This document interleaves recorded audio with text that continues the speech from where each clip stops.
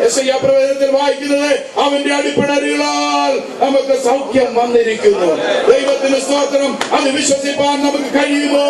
യേശുവിന്റെ നാമത്തിൽ സൗഖ്യം നമുക്ക് പ്രാപിപ്പാൻ തക്കണം ഇടയായി തീരട്ടെ. ദൈവത്തിന് സ്തോത്രം. ഇന്ന് പണ്ടായിരുന്ന പെന്തിക്കോസ്തുകാരെ അരുന്നെടുക്കാത്തവരാണ്, അല്ലെങ്കിൽ അങ്ങനെ നമ്മളെ കുറിച്ചൊരു കേൾവി ഉണ്ടായിരുന്നു. ഇന്നാണെങ്കിൽ പാസ്റ്റർമാർ പോലും തമ്മിൽ പ്രസംഗിക്കുക പറയുമ്പോൾ എനിക്ക് 350 അല്ല എനിക്ക് 150 എന്ന് പറയും. ഈ കൗണ്ടിൽ പ്രശംസിക്കുന്ന ആൾക്കാരെ കാണുവാനായിട്ട് കഴിയും. ദൈവത്തിന് ഷുഗർ ഇത്തറുണ്ട്, പ്രഷർ ഇത്തറുണ്ട്, കൊളസ്ട്രോൾ ഇത്തറുണ്ട് എന്നൊക്കെ. ദൈവത്തിന് സ്തോത്രം. ഇത് നോക്കാതെ, ഇതിനെ കാണാതെ ദൈവത്തിൽ വിശ്വാസമായിട്ടുള്ളവരായിട്ട് ഇരുന്നാൽ ഇതിൽ പലതും ഉണ്ടാകത്തില്ല. ഞാൻ ഗൾഫിലായിട്ട് 78 മുതൽ ഇപ്പൊ 29 വർഷത്തോളം ആകുന്നു. ഹല്ലേലൂയ സ്തോത്രം. എനിക്ക് 4 കുഞ്ഞുങ്ങളുണ്ട്. മൂത്താളും അവിടെ 12ാം ക്ലാസ് കഴിഞ്ഞിട്ട് ഇപ്പൊ ഇവിടെ വന്നിട്ട് പഠിച്ചുകൊണ്ടിരിക്കുകയാണ്. അടുത്താള് 12, അടുത്താള് 10, 9. ഈ 4 കുഞ്ഞുങ്ങൾക്ക് ഇന്നുവരെയും ഒരു ടാബ്ലറ്റ് കൊടുക്കുവാൻ ഇടയായിട്ടില്ല, ഒരു മരുന്ന് കൊടുക്കുവാൻ ഇടയായിട്ടില്ല. എന്റെ ദൈവത്തിൽ വിശ്വസിച്ച് ദൈവത്തോട് പ്രാർത്ഥിപ്പാൻ ഇടയായിട്ടിരുന്നുണ്ട്. ഇന്നും അവർ ബലത്തോടെ നിൽക്കുന്നു. ദൈവത്തിന് നന്ദിയോട് സ്തോത്രം ചെയ്യുന്നു. ഇന്ന് ഒരു കുഞ്ഞിന് ഒരു ചെറിയ പനി വന്നാൽ എടുത്തുകൊണ്ട് ഉറച്ച ഓട്ടമാണ്. അല്ലെങ്കിൽ ഡോക്ടറെ കണ്ട് ഒരു ഇഞ്ചക്ഷനും അല്ലെങ്കിൽ വേണ്ടത് അവര് പറയുന്നത് ചെയ്തില്ലെങ്കിൽ പലർക്കും സമാധാനമില്ല. ദൈവത്തിന് സ്തോത്രം. അറ്റ്ലീസ്റ്റ് ചെറിയ പനിയും വയറ്റുവേദനയ്ക്കെങ്കിലും നിങ്ങളൊന്ന് പ്രാർത്ഥിയില്ല. വലിയത് വരുവാൻ ഞാൻ കൊണ്ടുപോകും, സാരമില്ല. ഹല്ലേലൂയ സ്തോത്രം. ചെറുതിനെങ്കിലും ഒന്ന് ട്രൈ ചെയ്യും. ആദ്യം ദൈവത്തിനൊന്ന് പ്രവർത്തിക്കാനുള്ള അവസരം കൊടുക്കും. ദൈവത്തിന്റെ സ്തോത്രം. ഹല്ലേലൂയ. പിന്നീട് എന്തെങ്കിലും ചെയ്യേ. ഹല്ലേലൂയ സ്തോത്രം. എന്റെ മോൾക്ക്, ആളാണ് മൂത്തത്, ഒരു മോളേ ഉള്ളൂ. ഭയങ്കര ടെമ്പറേച്ചർ, തൊട്ട പൊള്ളും. അപ്പം തള്ളമാർക്കാണല്ലോ കൂടുതൽ ആദ്യം വരുന്നത്. രാത്രിയിലാണ്. സന്ധ്യയായപ്പോൾ തുടങ്ങിയ ചൂടാ. കുഞ്ഞങ്ങ് ഭയങ്കരമായിട്ട് കരച്ചിലാണ്. എന്നോട് പറഞ്ഞു എന്തുവാ ചെയ്യണ്ടേ. ഞാൻ പറഞ്ഞു അപ്പൊ അതുവരെ ഞങ്ങൾ മരുന്ന് കൊടുത്തിട്ടില്ല, അതുകൊണ്ട് ആശുപത്രി കൊണ്ടുപോകാൻ ഒരു ഉൾഭയം. ഞാൻ പറഞ്ഞു ഇന്ന് രാത്രി ദൈവത്തിന് പ്രവർത്തിക്കാൻ പറ്റും, നമുക്കിരുന്ന് പ്രാർത്ഥിക്കാം. നാളെ കുറയുന്നില്ലെങ്കിൽ ഓക്കെ, നമുക്ക് ആശുപത്രി കൊണ്ടുപോകാം. ഞങ്ങളുടെ പാസ്റ്ററെ വിളിച്ചു. പാസ്റ്റർ ബൈ ചാൻസ് എന്നെ വിളിച്ചതാ. അപ്പൊ പറഞ്ഞു കുഞ്ഞിനാൾ. അദ്ദേഹവും വന്നു. ഞാനും പാസ്റ്ററും കൂടെ ഒരു റൂമിലിരുന്ന് പ്രാർത്ഥിച്ചു. എന്റെ ഭാര്യ അടുത്ത റൂമിലിരുന്ന് പ്രാർത്ഥിച്ചു. പ്രാർത്ഥിച്ച് കുഞ്ഞു ഉറങ്ങി, വൈഫ് ഉറങ്ങി, ഞങ്ങളും അവിടെ കിടന്നുറങ്ങി. പിറ്റേ ദിവസം രാവിലെ ആ കുഞ്ഞിന് ആ ടെമ്പറേച്ചർ ഉണ്ടാകാൻ ഇടയായിട്ടിരുന്നില്ല.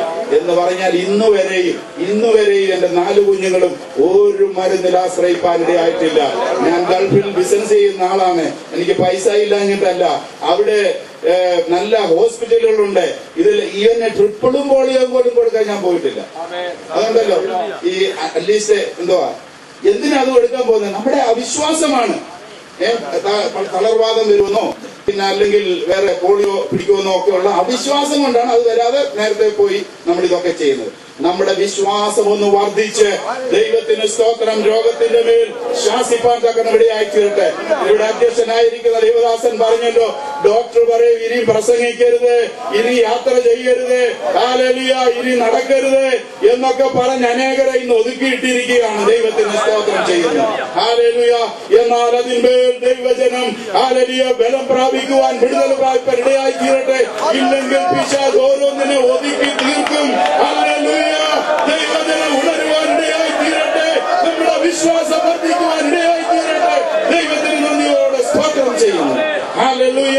ഏത് പ്രശ്നം കടന്നു വന്നാലും അതിനെ നോക്കിക്കൊണ്ട് ഹല്ലേലൂയ, പ്രശ്നമേ നിനക്ക് എന്നെ ഒന്നും ചെയ്യുവാൻ കഴിയില്ലെന്ന് പറയുവാൻ നമുക്ക് ഇടയായി തീരട്ടെ. ഹല്ലേലൂയ. ഞാൻ പറഞ്ഞല്ലോ, ഞാൻ ബിസിനസ് ചെയ്യുന്ന ആളെന്ന്. ഞങ്ങൾ ഈ എയർ കണ്ടീഷൻ പുതുതായിട്ട് എയർ കണ്ടീഷൻ ചെയ്തു കൊടുക്കുന്ന വർക്കാണ് ഞങ്ങൾ എടുത്ത് ചെയ്യുന്നത്.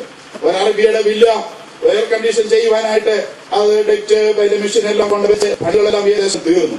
അന്ന് ഓരോ ദിവസവും വന്ന് നോക്കുന്നുണ്ടായിരുന്നു. എന്നാൽ ഒരു സ്ഥലത്ത് കുറച്ച് ബീമിന്റെ അറ്റം പൊട്ടിച്ചാണ് ഡെക്റ്റ് എടുത്തത്. അവൻ കണ്ടിട്ടൊന്നും പറഞ്ഞില്ല. വേറെ ആരോ വന്നിട്ട് പറഞ്ഞു, ഈ ബീം പൊട്ടിച്ചില്ലേ, ഇത് ബിൽഡിംഗ് എല്ലാം കൂടെ താഴെ വീഴത്തില്ലയോ, എന്ത് പണിയാണ് ഇത്, ആരാ കാണിച്ചതെന്നൊക്കെ പറഞ്ഞ് അവനെ അങ്ങ് വെപ്രാളപ്പെടുത്തി. അവൻ ഇത് കേട്ടപ്പോഴത്തേക്ക് ആഹപ്പാടെ ടെൻഷനായിട്ട് എന്നെ വിളിച്ചിട്ട് പറഞ്ഞു, നിന്റെ AC എല്ലാം എടുത്തോണ്ട് പോക്കോ, you spoil my house, remove your AC എന്ന് പറഞ്ഞ് അവനെ കണ്ട് ചൂടാകാൻ തുടങ്ങി. അവിടുത്തെ ഒരു വലിയ ഒരു മാന്യനായ മനുഷ്യനാണ്, വലിയ പദവികളുള്ളവനാണ്. അവന്റെ എതിരെ നമുക്ക് ഒരു കാര്യം ചെയ്യാനായിട്ട് പറ്റുന്നത്. ഞാൻ ആകപ്പാടെ പേടിച്ചു. കർത്താവ് എന്തോ ചെയ്യണ്ട, ഇവൻ ഒത്തിരി പൈസ തരാനുണ്ട്, ഇവൻ പൈസ തന്നില്ലേലും പിടിച്ചെന്നെ ജയിലിലിടുവോ എന്തെങ്കിലും പ്രശ്നം ഉണ്ടാക്കുകയോ ചെയ്താൽ എങ്ങനെ രക്ഷപ്പെടുവാനായിട്ട് കഴിയും? അങ്ങനെ വളരെ ഭാരം എന്റെ ഹൃദയത്തിലേക്ക് കടന്നു വരികയായിത്തീർന്നു. പിന്നെ എന്റെ ആഗ്രഹം, ഇവൻ എന്നെ വിളിക്കൽ കാശ് തന്നില്ലേലും ഇവൻ എന്നെ വിളിക്കല്ലേ എന്നുള്ളൊരു ആഗ്രഹമാണ്. ഞാൻ ദൈവസന്നിധാനത്തിൽ മുട്ടുമടക്കി ദൈവത്തോട് പ്രാർത്ഥിച്ചു. ലാബാനോട് ഇടപെട്ട കർത്താവേ, യാക്കോബിന് വേണ്ടി ലാബാനോട് പറഞ്ഞു, എന്റെ ദാസനോട് ഗുണമെങ്കിലും ദോഷമെങ്കിലും ചെയ്യാതിരിക്കാൻ സൂക്ഷിച്ചുകൊള്ളുക എന്ന് ലാബാനോട് പറഞ്ഞ കർത്താവേ, ഈ അറബിയോട് ഇടപെടുമാറാകണമേ, എനിക്ക് ദോഷം ചെയ്യുവാൻ അവനെ അനുവദിക്കരുത് എന്ന് പറഞ്ഞ് ദൈവസന്നിധാനത്തിൽ വിഷയത്തെ ഏൽപ്പിച്ച് പ്രാർത്ഥിക്കാനിടയായി തീർന്നു. നിങ്ങൾക്കറിയണമോ, ഏതാണ്ട് 1 മാസത്തോളം അവൻ എന്നെ വിളിച്ചില്ല. ദൈവത്തിന് സ്തോത്രം. ഇവൻ എന്നെ വിളിക്കാത്തടത്തോളം എനിക്ക് ആശ്വാസമാണ്. ഹല്ലേലൂയ, സ്തോത്രം. ഒരു ദിവസം വേറൊരു അറബിയുടെ ഒരു ബിസിനസിന്റെ ആവശ്യത്തിന് ഒരു ഓഫീസിൽ ചെന്നപ്പോഴത്തേക്കുണ്ടല്ലോ, ഈ മനുഷ്യൻ നക്ഷത്രം പോലെ അവിടെ ഇരിക്കുകയാണ്. ഇവനെ കണ്ടപ്പോഴത്തേക്ക് ആശാരി ഉപദേശിയുടെ ഭാഷ പറഞ്ഞാൽ എന്റെ അകവാള് വെട്ടി. ദൈവത്തിന് സ്തോത്രം. ഹല്ലേലൂയ. ഇവനെ കണ്ടപ്പോ എനിക്ക് വലിയ പ്രയാസമായി. ഇവൻ ഇനി എന്തുവാ പറയാൻ പോകുന്നത്? ഒരു പുതിയ പണിയുടെ ആവശ്യത്തിന് വേണ്ടി പോയതാണ്. ഹല്ലേലൂയ. ഇവനെ ഉള്ളതൂടെ കളയുമല്ലോ എന്നുള്ള ഒരു പ്രയാസം.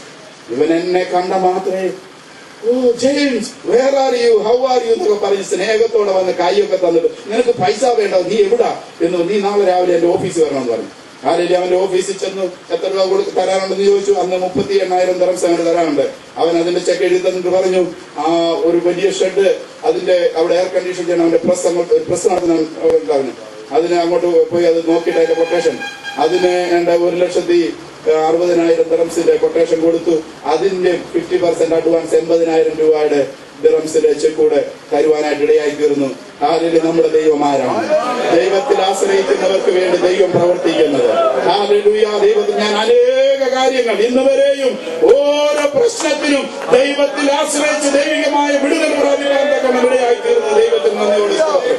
ദൈവമക്കളെ, നമ്മുടെ പ്രശ്നങ്ങൾ കടന്നു വരുമ്പോൾ വിശ്വാസം ഒന്ന് കത്തുവാൻ തക്കോണം, വിശ്വാസത്തിൽ പ്രവർത്തിക്കാൻ തക്കോണം, അല്ലെങ്കിൽ ദൈവത്തിന് പ്രവർത്തിക്കാൻ നാം അവസരം കൊടുക്കുവാൻ നമുക്ക് ഓരോരുത്തർക്കും ഇടയായി തീർന്നാൽ, ഹല്ലേലൂയ, ശത്രുവിന്റെ തന്ത്രങ്ങളെ ജയിപ്പാൻ തക്കണം നമുക്ക് ഇടയായി തീരും. നമ്മുടെ കാശ് അവിടെ ഇവിടെയും കൊടുക്കണ്ട, പോലീസിലും കൊടുക്കണ്ട, ഡോക്ടർമാർക്കും കൊടുക്കണ്ട, കൈക്കൂലിയും കൊടുക്കേണ്ട കാര്യമില്ല.